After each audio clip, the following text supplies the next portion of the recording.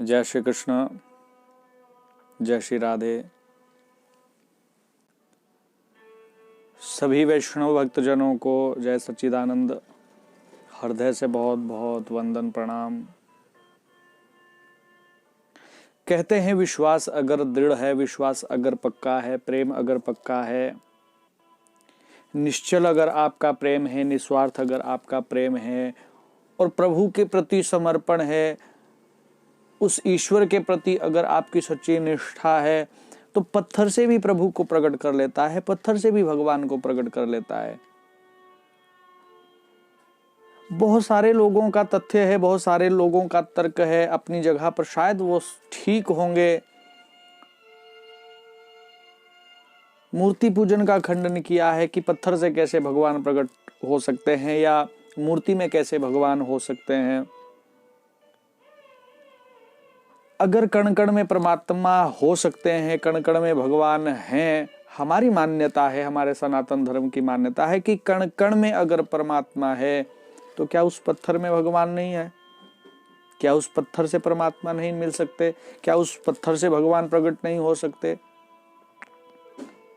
कण कण में परमात्मा का होने का सबसे बड़ा प्रमाण तो यही है कि पत्थर से भी यहाँ पर भगवान प्रकट हो जाते हैं। ऐसी ही एक सत्य घटना, ऐसी ही एक सत्य कथा इस कलिकाल की इस धराधाम पर, इस धरती पर संतों ने खूब गाई है, महात्माओं ने, संत शास्त्रों ने खूब उस कथा को गाया है। मैं वाणी को पवित्र करूं, अपनी जिह्वा को पवित्र करता चलूं और इस प्रसंग को आप सभी से निवेदन कर रहा हूं। आप सब बड़े हृदय के, बड़े प्रेमी भक्तवत्सल हैं, आप हृदय से प्रभु को स्नेह करते हैं। मेरा ऐसा मानना है कि इस कथा से आपके विश्वास को और प्रगाढ़ता मिलेगी। मेरा ऐसा मानना है कि इस करुणामयी प्रसंग को श्रवण करने के बाद आपका मन और पक्का हो जाएगा और आपका विश्वास दृढ़ हो जाएगा। प्रिय भक्तों, इस कलिकाल की ही घटना है। दो कन्याएं, दो बेटियां, दो बहनें, आपस में बहुत स्नेह, उनका सहेलियां थी, सखियां थी। संग खेलना, संग चलना, संग बोलना, संग हंसना, संग संग रहना। लेकिन थोड़ा सा अंतर यह था, एक बहुत बड़े धनाढ्य परिवार से एक सेठ की बेटी थी और एक मजदूर, एक किसान की बेटी थी।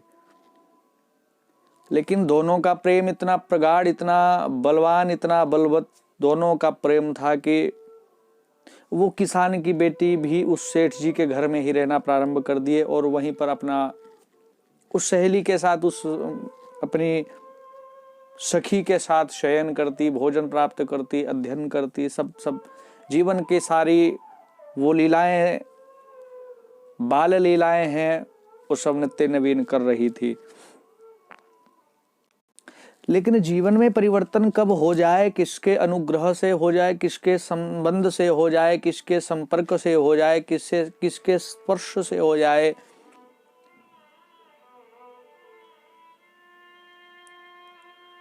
माफ करिएगा मेरे भाई बहन, हम हमेशा संत की परीक्षा करने में लगे रहते हैं। लेकिन संत शास्त्र गुरुजनों का यह मत है कि संत की परीक्षा ना करें, संत की प्रतीक्षा करनी चाहिए।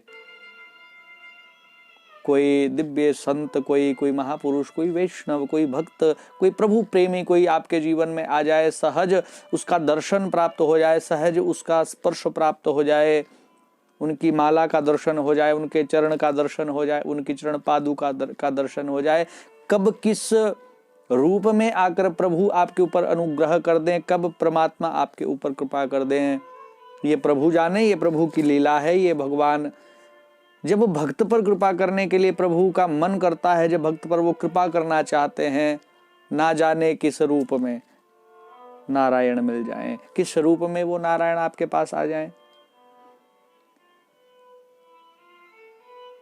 शायद प्रभु ने उन दो कन्याओं पर, उन दोनों बहन बेटियों पर भी कृपा करने की शायद भगवान ने, प्रभु ने सोच ली होगी।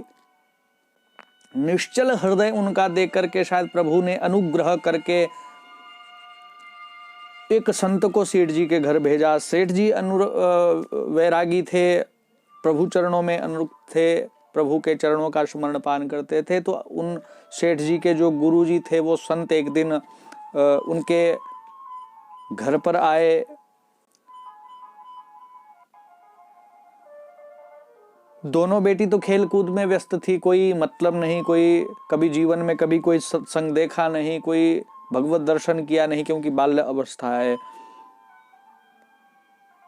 गुरुजन आए थे, सेठ जी ने सत्कार किया, खूब भोजन प्रसाद इत्यादि सब सेवा हुई, सत्संग हुआ।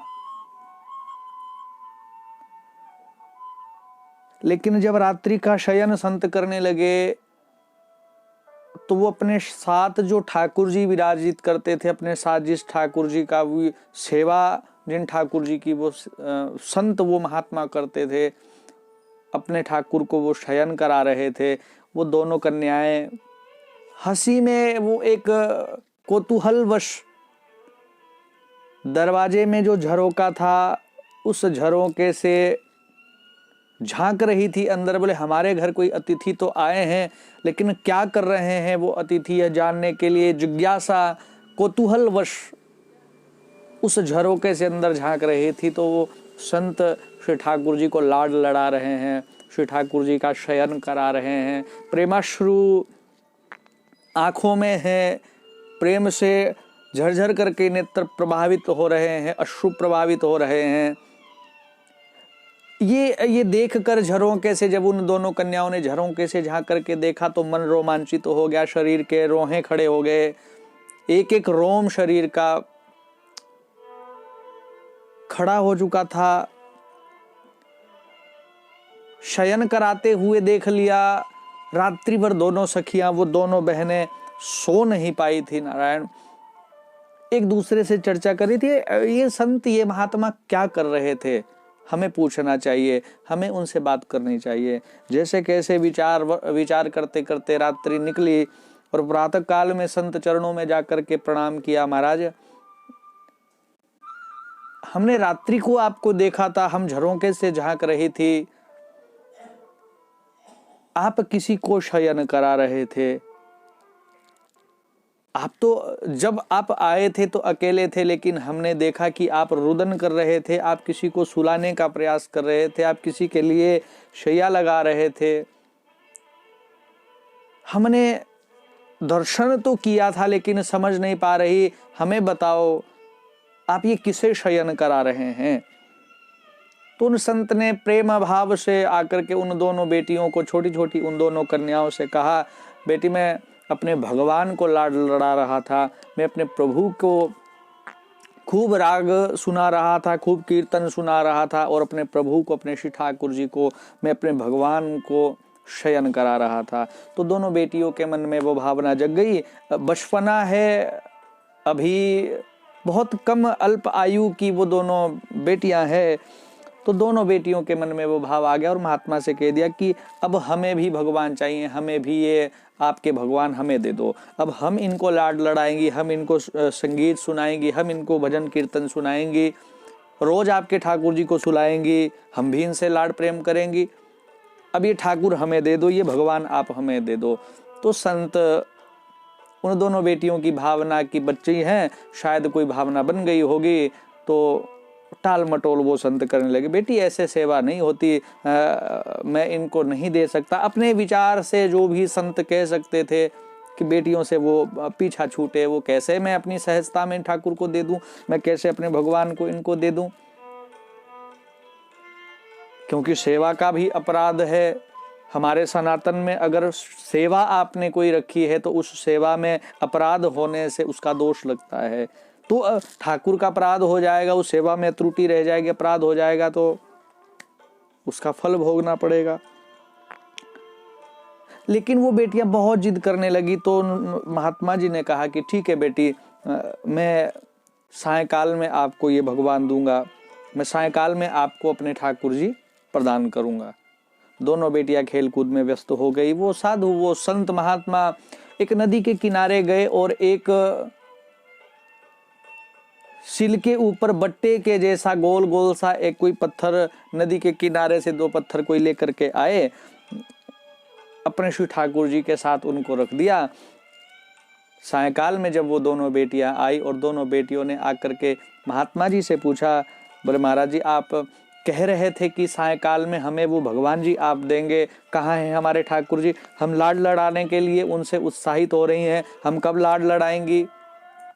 बस अब हमसे रहा नहीं जा रहा है, अब हमसे अब सहन नहीं हो रहा है वो प्रेमावियोग। महाराज जी हमें बस जल्दी से वो ठाकुर हमें दे दो, हम सेवा करना चाहते हैं। तो नारायण संत ने वो नदी से जो उठा करके जो पत्थर वो लेकर के आए थे, उन्हीं पत्थर को उन दोनों बेटियों को दे दिया। महाराज जी कौन है ये, क्या नाम है इनका? महाराज जी ने वो पीछा छुड़ाने के लिए शायद कह दिया था, सील के बट्टे की तरह वो थे तो नाम रख दिया उनका सिल पिल्ले भगवान। दोनों बेटियों से कहा ये तुम्हारे शिल पिल्ले भगवान हैं, कैसे अर्चन किया जाए, कैसे वंदन किया जाए, कैसे विधान पूजा कैसे किया जाए, कैसे लाड?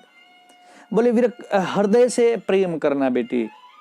अगर हृदय से अपने भगवान से तुम प्रेम करोगी और निष्ठा से इनकी सेवा करोगी और विश्वास से अगर तुमने इनकी सेवा अर्चन कर लिया, जाओ हमारा आशीर्वाद है, तुम्हें एक दिन मोक्ष प्रदान होगा, तुम्हें मोक्ष मिलेगा, तुम्हें श्री ठाकुर जी प्राप्त हो जाएंगे, तुम्हें ये भगवान प्राप्त हो जाएंगे। निष्ठा से सेवा करना। साधु तो अपना कर्तव्य निभा करके चले गए। महात्मा जी को क्या मालूम कि ये छोटी बेटियां, ये दोनों कन्याएं, ये बालिका हृदय में ऐसा संकल्प धारण कर लेंगी। महात्मा जी तो चले गए, लेकिन उन दोनों बेटियों ने संकल्प ले लिया और हृदय से ऐसा प्रेम प्रकट हो गया, ऐसा वो प्रेम जागृत हो गया उनके हृदय में। साधु का वो दर्शन ही शायद उनके जीवन में वो एक कारण बना हो, जैसे साधु का दर्शन ही जीवन को परिवर्तन करने वाला मानव बन गया हो। तो साधु की निश्चल मन से अगर किसी साधु का भी दर्शन हो जाए तो मेरा ऐसा मानना है कि जीवन में परिवर्तन हो सकता है, जीवन में आपके एक बहुत दिव्य परिवर्तन हो सकता है, प्रभु का आगमन आपके जीवन में हो सकता है साधु के दर्शन से। लेकिन निश्चल मन से अगर आप किसी साधु का दर्शन करें तो। दोनों बेटियां सहजता में खूब अनुरक्त होकर के लाड लड़ाती, शिल्पिल्ले भगवान को जल से स्नान कराती, भोजन कराती, शयन कराती। समय चलता गया है। बहुत काल बीत जाने के बाद, बहुत समय बीत जाने के बाद समय ऐसा आया, संत शास्त्र ऐसी कथा कहते हैं, संत शास्त्रों ने कहा है, एक समय आया जब सेठ जी की बेटी का विवाह तय हुआ और बेटी का जब विवाह तय हुआ, लड़का देखने आया, यथा विधि सब संस्कार हुए, सब पाणिन ग्रह संस्कार आदि हुए। लेकिन जब विदायगी की बात आई तो आज तक दोनों सहेलियां साथ साथ खेलती थी, साथ साथ भोजन करती थी, साथ साथ अपने भगवान की, ठाकुर की सेवा करती थी। लेकिन अब वो समय विदायगी का आया, दोनों गले मिली और अपने अपने भगवान को लेकर के विदायगी ली। तुम अपने ठाकुर की सेवा करो, हम अपने ठाकुर की सेवा करें।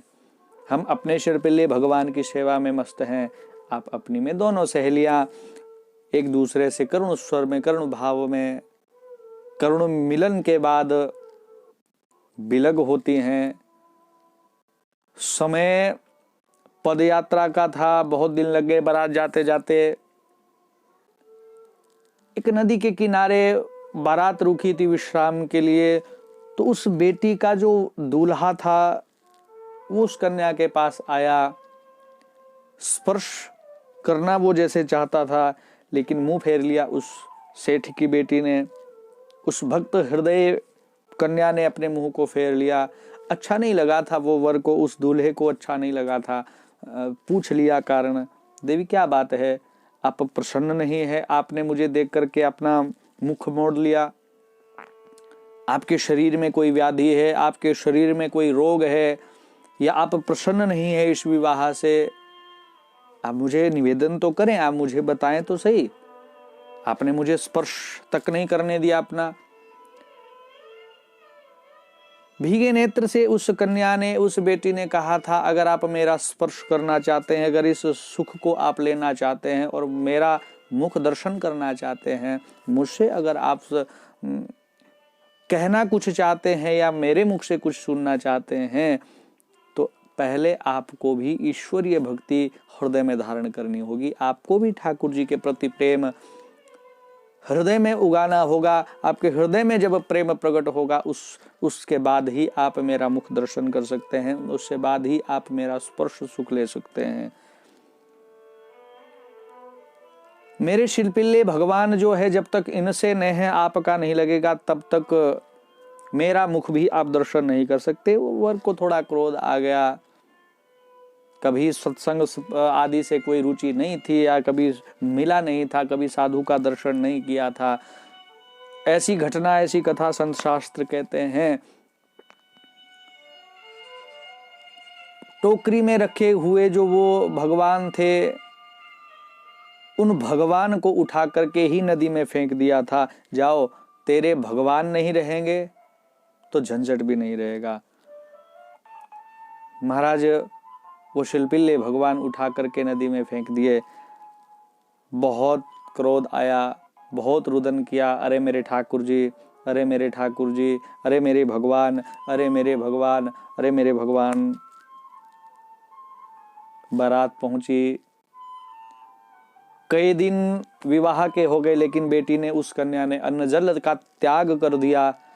बहुत दिन बीत जाने के बाद केवल रुदन का स्वर, रोने का स्वर, रुदन का स्वर। बहुत दिन बाद सासू माँ को जब ये बात पता चले कि कई दिन से बहू ने अन्न जल ग्रहण नहीं किया है, रुदन कर रही है, तो एक दिन अपने हाथ से वो भोजन बना करके उस बेटी के कक्ष में गई और जाकर के निवेदन किया, बेटी बहुत दिन से तुमने अन्न जल कुछ ग्रहण नहीं किया है, क्या बात है, ऐसी क्या समस्या है, ऐसी क्या जिंदगी में तुम्हें कष्ट है, ऐसा विवाह से क्या कष्ट उत्पन्न तुम्हें हुआ है जो तुम अन्नजन का त्याग करके बैठ चुकी हो। तब कहा, माँ मैंने मेरे पति से कहा था कि मेरा स्पर्श और मेरे मुख का दर्शन अगर चाहते हो तो पहले भक्त हृदय बन जाओ। क्रोधित होकर के उन्होंने मेरे भगवान को ही नदी में फेंक दिया, और जब तक मेरे भगवान मेरे पास नहीं आएंगे तब तक मैं भी अन्न जल ग्रहण कर नहीं सकती।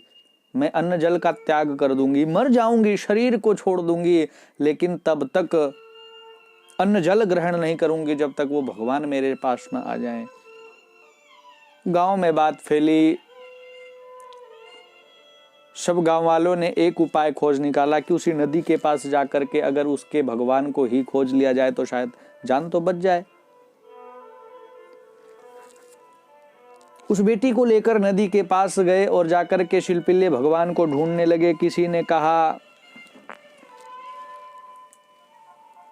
अगर इतना ही भक्त हृदय तुम्हारा है और इतना ही प्रेम तुम्हें तुम्हारे इस भगवान से है, इतना ही प्रेम अगर तुम्हें ईश्वर से है और तुम निष्ठा से सच्चे मन से उस पत्थर को भगवान मानती हो, तो जाओ आवाज लगाओ। अगर तुम्हारी आवाज को सुनकर वो भगवान आ जाए तो हम माने कि तेरी सच्ची निष्ठा है। तेरी आवाज, तेरी करुण पुकार सुनकर के वो अगर भगवान ना तेरे पास आए तो फिर आज के बाद कदापि ये कहने की जरूरत मत करना, मेरे भगवान, मेरे भगवान या मेरे भगवान। लगाओ अपने भगवान को आवाज, दो अपने भगवान को आवाज। उस भक्त हृदय कन्या ने जब आज आर्त होकर के करुण भाव में भगवान से दोनों भुजा उठा करके जब प्रार्थना करी, हे नाथ, हे नाथ, हे शिल्पिल्ले भगवान, हे नाथ, अरे कहाँ है इस दासी से ऐसे कौन सा वियोग, ऐसा कौन सी गलती, ऐसा कौन सा अपराध हो गया है जो मुझे ये वियोग आपने दिया है। मीराबाई का वो बात मुझे स्मरण आ रही है। अगर मुझे वो पता होता कि प्रेम करने से इतना दुख होता है तो नगर ढिढोरा पीटती प्रेम ना करियो कोई, कि अगर मुझे ये मालूम होता कि प्रेम करने से इतना दुख प्राप्त होता है तो मैं कभी भी जिंदगी में प्रेम नहीं करती। और गली गली ढिंडोरा पीटती कि प्रेम ना करियो कोई, कोई प्रेम ना करना जिंदगी में। लेकिन जब भुजा उठा करके अपनी गलती का क्षमा मांगी, हे प्रभु मुझसे कौन सा अपराध हुआ है, हे नाथ या तो प्राण छूट जाएंगे आज, या मेरे पास आकर के मुझे दर्शन दो, मेरे समीप आ जाओ, हे शिल्पिल्ले भगवान प्रकट हो, मेरे पास आए प्रभु, मैं आपके वियोग में तड़फ रही हूं। उस आर्त भाव को देख करके शायद प्रभु रीझ गए हों। नदी से निकल करके शिल्पिल्ले भगवान आज उस कन्या की गोदी में आकर के बैठ गए। ये कलयुग की सत्य घटना है मेरे भाई बहन। ग्रंथों में भक्तमाल की कथा में, भक्तमाल के इस दिव्य ग्रंथ में इस कथा का वर्णन है। जैसे ही उस बेटी ने पुकारा तो भगवान आकर के हृदय से लग गए। जिन्होंने भी दर्शन किया पति चरणों में गिर गए, महाने चरणों में प्रणाम कर लिया। सब जनता जनार्दन देखती रही, भगवान की जय जयकार करने लगी। अरे वाह, इसकी सच्ची निष्ठा थी, भगवान आज पत्थर से प्रकट होकर के इसको मिल गए। जिन्होंने भी दर्शन किया उस बेटी का, उन भगवान का दर्शन किया, भगवान ने सब पर कृपा करी और महाराज सबको ही भक्त हृदय भगवान ने बना दिया। विरक्त होकर के भगवान का भजन करने लगे।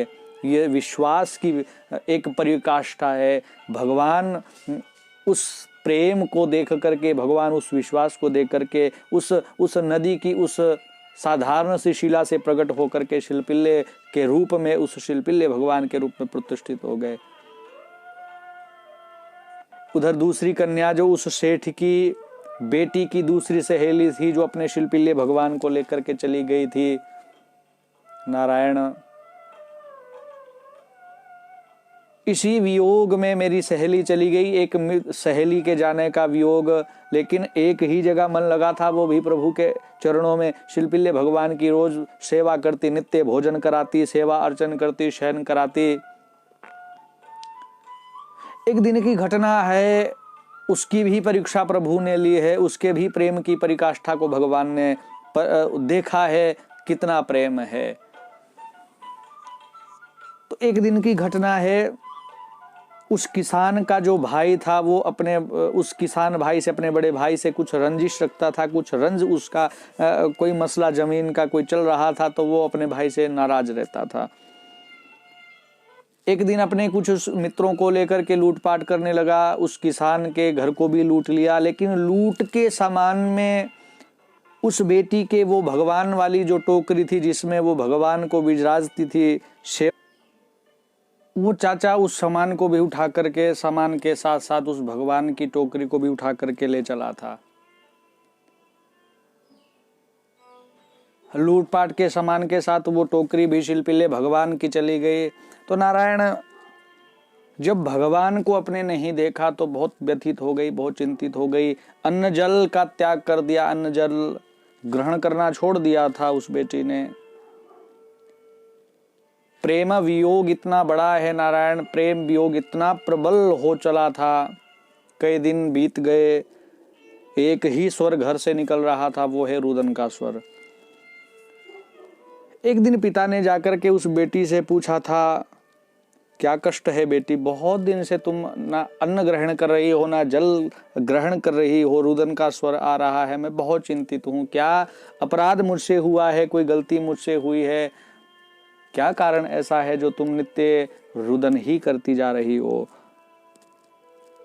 उस बेटी ने पिता से कहा था, बोले पिताजी मेरे वो भगवान, वो शिल्पिल्ले नाथ मेरे जो प्रभु हैं वो मेरे पास नहीं है, वो भगवान कहीं चले गए हैं, मेरे उन भगवान को कोई लेकर चला गया। पिताजी ने सहज भाव से कह दिया थे, बोले आपके चाचा जी वो भगवान आपके लेकर के चले गए हैं, तो तुम्हारे पिता तुल्य हैं, वो मेरे भाई हैं, आपके पिता तुल्य हैं, तो जाकर के तुम सहज भाव से मांग लाओ, शायद वो तुम्हें लौटा दें, तुम्हें तुम्हारे चाचा वो भगवान वापस कर देंगे।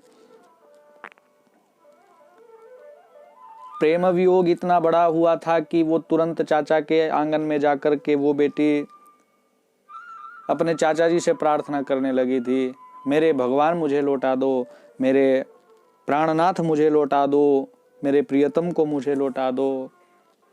ये मेरे भगवान हैं, मेरे सार सर्वस्व हैं। मैं अन्न जल का त्याग कर चुकी हूँ, प्राण भले ही छूट जाएं लेकिन मेरे प्राण वल्लभ मुझसे ना छूट पाएं।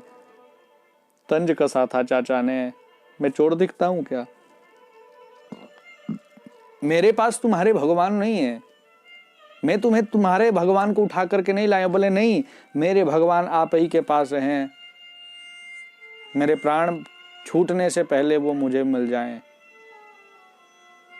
चाचा जी ने कहा था, तेरे भगवान तेरी आवाज सुनते होंगे? बोले हाँ, अवश्य सुनते होंगे। तो जाओ अपने भगवान को आवाज लगाओ।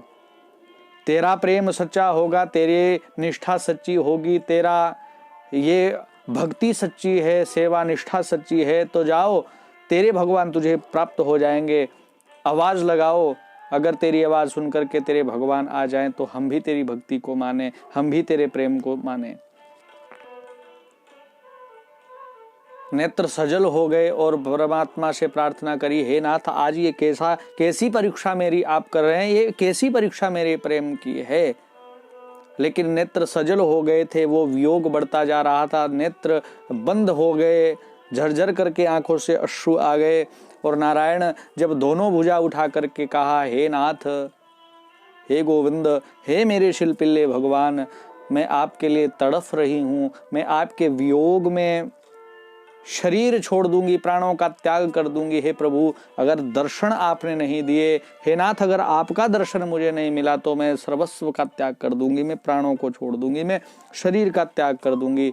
मैंने जीवन में आपकी सच्ची निष्ठा प्रेम भक्ति आपसे रखी है, सच्ची निष्ठा से आपकी सेवा की है, और अगर मेरे प्रेम को मेरी निष्ठा को आप स्वीकार करते हो तो प्रभु आज सबके सामने दर्शन दें, प्रभु आज सबके सामने मेरे हृदय से आकर के लग जाएं।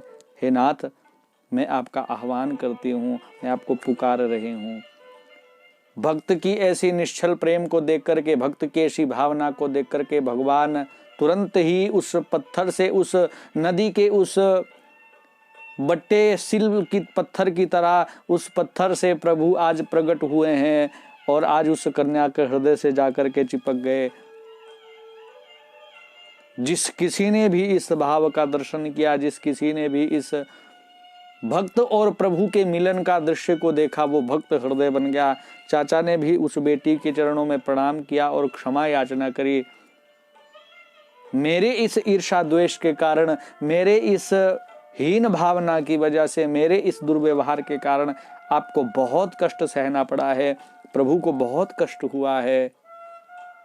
अरे तेरे जैसी बेटी जिस कुल में प्रकट हो जाती है उस कुल का तो उद्धार हो जाता है। तेरे जैसी बेटी, तेरे जैसी भक्त हृदय पुत्री हमें प्राप्त हुई है और हम ईर्षा द्वेष में अपने जीवन को व्यतीत कर रहे हैं। अपने भाई से क्षमा अर्चना करी, भैया मुझे क्षमा कर दो, मैंने जो भी दुर्व्यवहार आपसे किया हो मुझे उसकी क्षमा मिल जाए। उस बेटी के उस शिलपिल्ले भगवान का दर्शन करने से चाचा का भी जीवन सुधर गया, पिता का भी जीवन सुधर गया। जब गांव वालों ने जिन्होंने भी दर्शन किया उन सबका जीवन भी बदल गया। मेरे भाई बहन, केवल इस कथा के माध्यम से ये निवेदन करना चाहता हूँ, आपका विश्वास जब तक प्रगाढ़ नहीं होगा, आपका विश्वास जब तक प्रबल नहीं होगा, तब तक प्रभु आपको मिल नहीं पाएंगे। अरे भगवान ना कहीं आते हैं ना भगवान कहीं जाते हैं, प्रभु तो 24 घंटे हमारे आसपास हैं, हमारे साथ हैं, हमारे भीतर हैं। विश्वास करें, प्रभु प्रकट हो जाएंगे। अरे मेरे नाथ, मेरे नारायण, बहुत सारे लोग इस बात पर विश्वास करते हैं भूत आ जाएगा, प्रेत आ जाएगा, भूत प्रेत हमें दिख जाएंगे, भूत प्रेत प्रकट हो जाएंगे। लेकिन रोज मंदिर जाकर के भगवान का दर्शन करने के बाद, इतनी भागवत सुनने के बाद, इतनी कथाएं सुनने के बाद, संत साधु वैष्णव भक्तों का दर्शन करने के बाद आपको ये अभी तक विश्वास नहीं हुआ है कि प्रभु भी कभी आ जाएंगे। भूत आ जाएगा इस बात का विश्वास है, लेकिन प्रभु कभी आ जाएंगे इस बात का विश्वास नहीं, इस बात का भरोसा नहीं है। मेरे भाई बहन, इस दिव्य पावन कथा को कहकर के अपनी वाणी को मैं तो पवित्र कर रहा हूँ, आप भी इस कथा को सुनकर अपने हृदय में विश्वास को प्रबल करें, विश्वास को बनाएं, आपको भी प्रभु का दर्शन हो। इसी मंगल कामना के साथ आप सभी से विदा। जय श्री कृष्ण, जय श्री राधे, जय सच्चिदानंद।